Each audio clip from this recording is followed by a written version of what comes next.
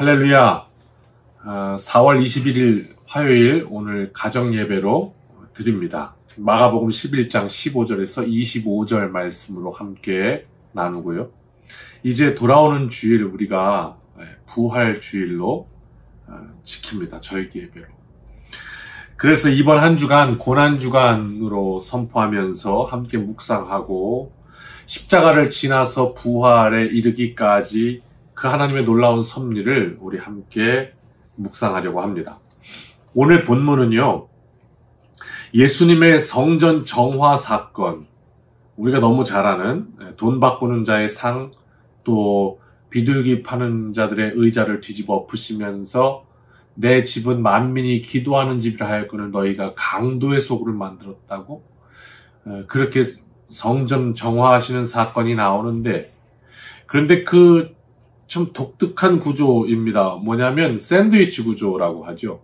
이 성전 정화 사건의 양쪽의 앞뒤로 빵, 이것이 햄이라면 빵이 이제 앞에는 예수님이 제자들과 이렇게 다니시다가 잎만 무성한 무화과 나무를 보고서는 저주하시는 장면, 이제 내가 다시는 사람에게 열매를 내지 못할 거라고 저주하시는 장면이 앞에 나오고요. 그 다음에 성전 정화 사건이 나오고, 이 성전 정화 마친 다음에 저녁이 지나고 그 다음날 아침에 돼서 나갔더니 제자들이 보니까 어제 저주하셨던 그 무화과 나무가 뿌리채 말라 죽었습니다 라고 말하는 이제 그 장면. 그때 하나님을 믿으라 하시면서 뽕나무더러 바다로 옮기우라 해도 될 것이요, 이런 하나님의 능력을 선언하시는 이런 장면이 나옵니다. 앞뒤로.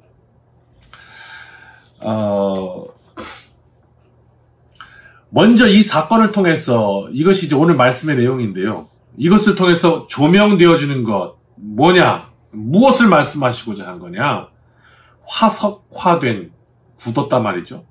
화석화된 유대인의 신앙을 말씀하고 계신 거였어요. 굳어졌어요. 사실 이 성전 정화 사건으로 알려져 있지만, 그러니까 꼭 마치 우리가 생각하기에는 오늘 우리의 성전이면 본당에서 일어난 것 같지만, 엄밀하게 말하면 조금 오차가 있는 것이, 본당을 정화하신 것이 아니라 성전 뜰 앞에서 일어난 사건이에요. 우리 마당에서 일어난 사건이라고요. 이방인들은 그 성전 안에까지 들어갈 수가 없었어요. 그래서 이제 성전 뜰이라고 부르는, 그래서 그것을 이제 이방인의 뜰이라고도 불렀거든요. 그 이방인의 뜰 앞에서, 거기서나마 하나님 앞에 기도할 수 있어야 됐는데, 이제 거기가 다 온통 물건을 사고 팔고 동전을 바꾸고 하는 온갖 소란스러움이 가득한 공간이 되었던 거죠. 뿐만 아니라 우리가 아다시피 그 장사하는 모든 행위에는 그 중심이 사라져버린 지 오래고 껍데기만 남은 거죠. 인간의 탐욕과 속임, 위선으로 가득해 있던 거예요. 참 묘하죠. 이 사건을 앞뒤로 잎만 무성한 무화과 나무가 보여주고 있는 거예요. 샌드위치 구조. 이거 우리가 너무 더럽게 보면 안 됩니다. 아유, 그 성전에서 다 썩어가지고 세상에 어떻게 제사장이 그냥 관여돼 있고, 세상에 이렇게 할 게 안 되는 것이, 만약 우리가 그렇게 더럽게 보면 문제는 우리 모습을 보지를 못하는 거죠. 말씀을 통해 나를 봐야 되는데, 저런 더러운 놈들, 그러면 나는 그런 존재가 아닌 거예요. 그러니까 나는 깨끗하게 되는 거죠. 그래서 내 모습을 못 보는 거예요. 보려고 시도하지도 않는 거죠. 우리도 똑같이 위선의 천막에 숨어버리는 거예요. 그렇게 되니까. 무슨 말인가 하면, 우리가 말씀을 통해서 나의 내면을 돌아봐야 하는데, 남 얘기라고 생각하면 나에게 적용을 시키지 않아요. 그러니까 더 적나라하게 한번 표현해 본다면, 이렇게도 표현할 수 있죠. 당시 그 성전 앞에 있는 뜰에서 막 장사하고 돈 바꿔주고 하던 사람들을 그냥 우리 교회 남선교회, 여선교회 이렇게 볼 수도 있는 거예요. 무슨 이야기냐? 권사님들이 돈 바꿔주고 있는 거예요. 우리 바자회 장사하듯이 말이에요. 그래서 그것이 잘못되고 썩었다는 말이 아니라 그 안에 진짜로 있어야 하는 거. 그러니까 우리가 바자회를 하면, 부침개를 팔면 그거 왜 파는 거고, 남선교회가 뭐 이렇게 뭐 추진하면 오해하는 거고, 이런 건 말이에요. 비둘기를 팔면 왜 파는 거예요? 멀리서부터 하나님을 예배하기 위해서 오는 이들을 돕기 위해서 더 거룩한 예배로 하나님 앞에 드리기 위해서 그래서 파는 거예요. 그런데 그게 없었던 거죠.